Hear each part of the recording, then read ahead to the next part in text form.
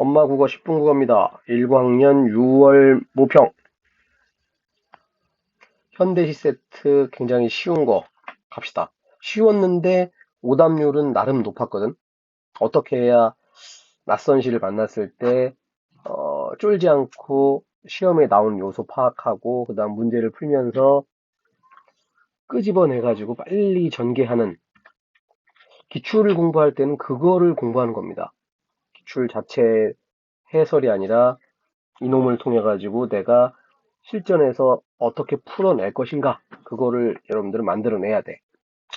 6월달 시험이라서 6.25 전쟁 휴전선을 마침 또 집어넣은 것 같고, 가봅시다. 항상 우리 현대시에서는 뭘 찾는다? 화자는 대부분 뭐? 나, 우리. 그 다음에 대상은 대체로 제목인 경우가 상당히 많지. 그래서 우리 문학에서는 독해할 때 제일 먼저 뭐 하는 거야? 작가하고 제목에서 끄집어낼 수 있는 거 최대한 끄집어낸다. 그리고 EBS인지 또는 기출이었는지 확인하면은 훨씬 더 빨라지는 거지. 얘는 사실 제목에서 끝났지. 제목이 휴전선이니까 당연히 분단 문제, 그 다음에 뭐 통일 문제 이런 게 주제로 나오겠지. 자, 산과 산이 마주향하고 천둥 같은 화산이 일어날 것을 알면서 이렇게 살면 되겠는가? 이런 수동적인 자세로 살면 안 된다. 여기 세모 쳐놓은 거는 전쟁이겠지. 제목이 휴전선이잖아. 이게 휴전이라는 게 뭐냐면은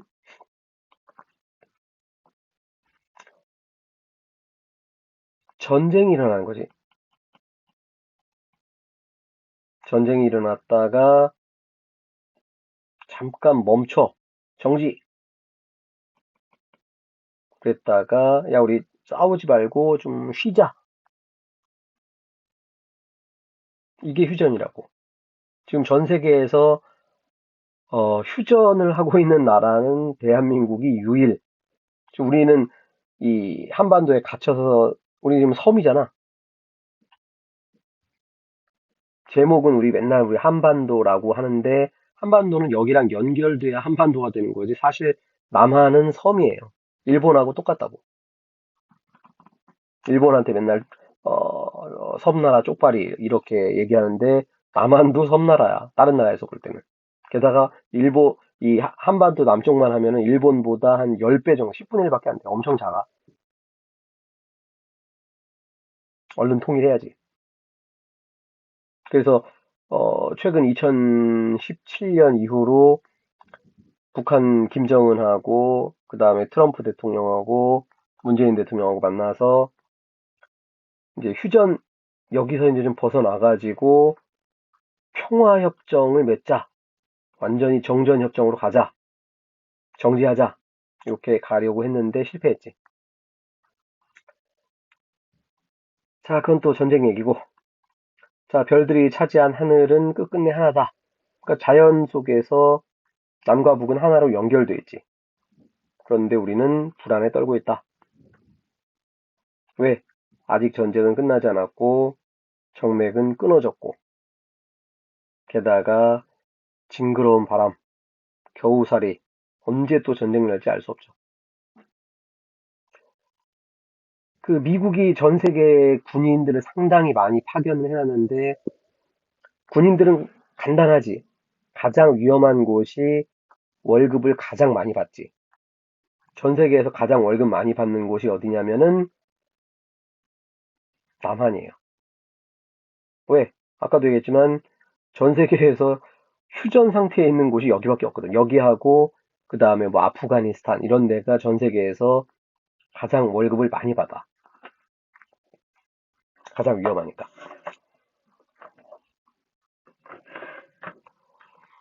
그래서 다시 한번 강조, 이런 자세로 꽃이 되지 말자. 휴전선을 바라보면서 분단의 비극을 성찰하고 극복의 의지를 다지는, 이런 시가 휴전선이라는 시였고, 사실은 EBS 있던 거라서 실전에서는 한 10초 정도로 독해하고 지나갔어야 될 문제. 그 휴전선 그럼 잘 모르는데 여기 군사 분계선 요게 이제 우리가 휴전선이라고 하는 거고 각각 2km씩 북방 한계선, 남방 한계선. 그래서 요게 이제 우리가 흔히 DMZ라고 하는 거고 지금 70년째 요게 이제 DMZ 여기가 그러다 보니까 70년째 남한이든 북한이든 자연이 그대로 보존된 가장 전쟁이 첨예한 곳인데 가장 그 자연에게는 평화로운 공간이 되버렸지. 그래서 나중에 통일되면은 DMZ 평화공원을 만들자라는 얘기를 하고 있는 게 바로 그 때문에 이렇게 긴 공간이 자연 상태로 그대로 남아있는 공간도 드물죠. 물론 여기에 직접 가게 되는 여기 지금 이거 보고 있는 남학생들 중에 누군가는 군대 가서 휴전선 지키는 군인이 되겠지. 굉장히 불행해. 엄청 춥고 힘들대.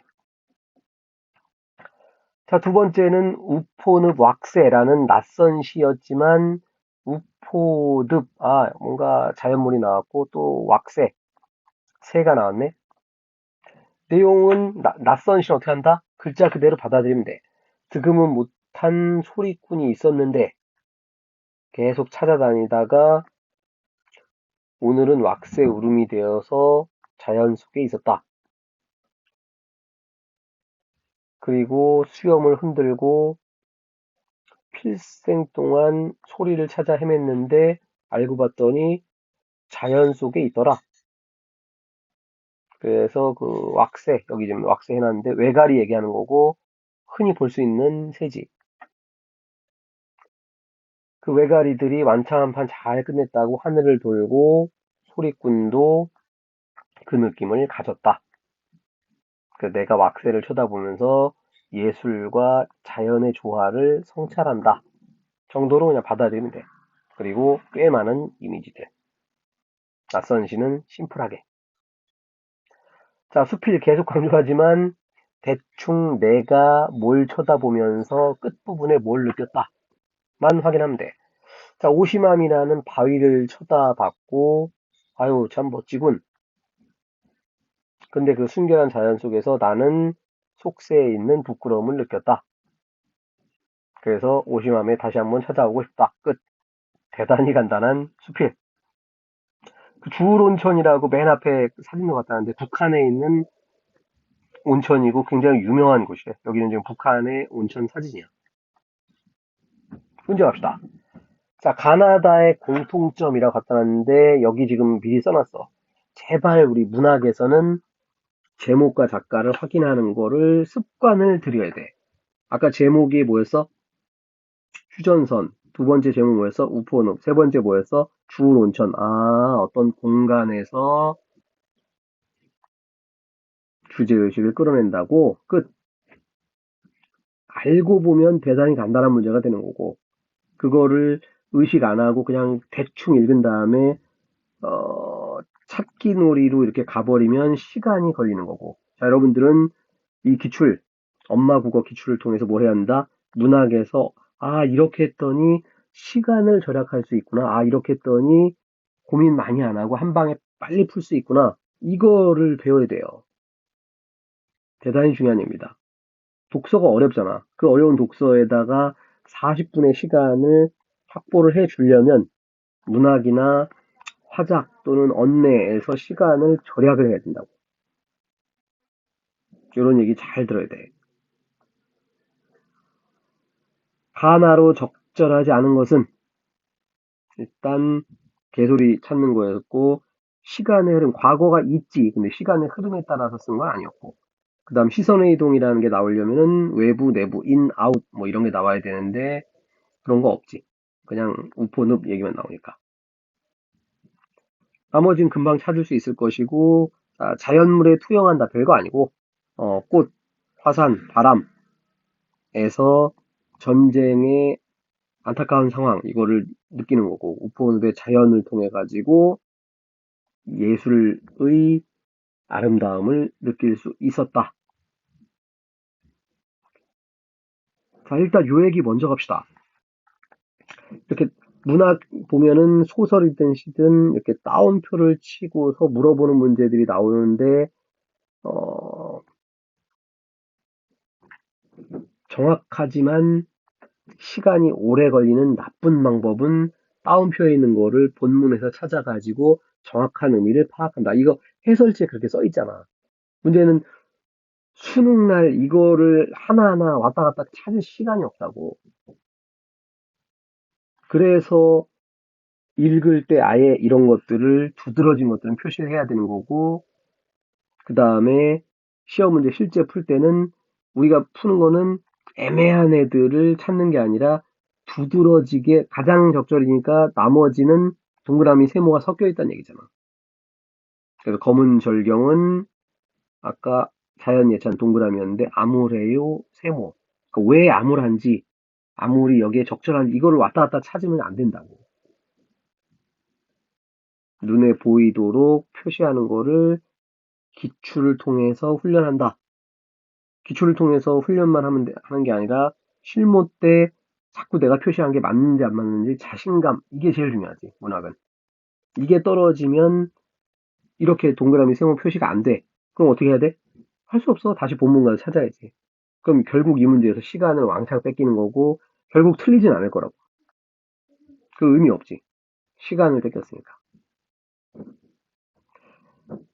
자, 하늘은 아까 남과 북이 이어진 세계였고 높은 하늘은 자연의 세계였고 그냥 동그라미로 만들어진 정답.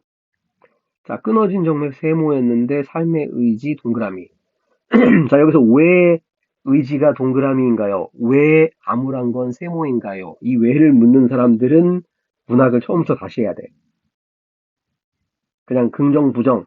이거는 보편적인 거. 누가 봐도 암울한 건 세모인 거고, 누가 봐도 의지는 동그라미인 거야. 이거를 왜 그러냐고 물으면 선생님은 할 말이 없다고.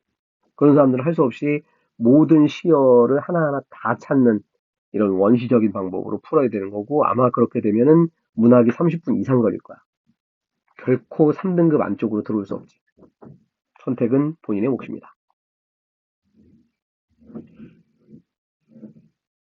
보기를 참고해서, 자, 보기 어디? 거의 대부분 끝에다가 핵심어를 던져준다. 자연하고 인간이 조화를 이룬다.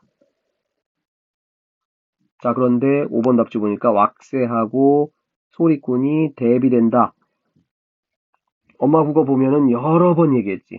이 5단어는 반드시 암기해야 된다고. 대비, 대조, 전환, 상반, 변화. 특히 문학에서 반드시 체크하라고 주는 단어라고. 이 단어들은 언제 성립한다? 동그라미 세모가 될 때 성립한다. 왁새도 자연 동그라미, 소리꾼도 예술 동그라미. 대비 안 되는 거지. 지금 우리가 장난치고 있는 게 아니라 뭐야? 평가원 기출을 통해서 수능에서 빨리 푸는 방법을 공부하고 있는 거라고. 그래야 문학에서는 오답 시비가 없기 때문에. 자, 수필 되게 길게 쓸데없이 설명해놨고 이 글의 주제가 뭐였어? 자연을 예찬해요. 근데 자연은 티끌 세모예요. 끝. 대단히 간단한데 의외로 오답률이 높았던 문제야. 왜? 동그라미 세모가 안 되니까. 아까 방금 전에 뭐라고? 따옴표 치는 애들 제발 동그라미 세모 표시해서 빨리 풀어라. 여기는 주울 온천 사진. 잔잔하고 정말 멋지지. 아마 이게 세계 자연유산인가 거기에 유네스코에서 정한 대단히 아름다운 곳입니다.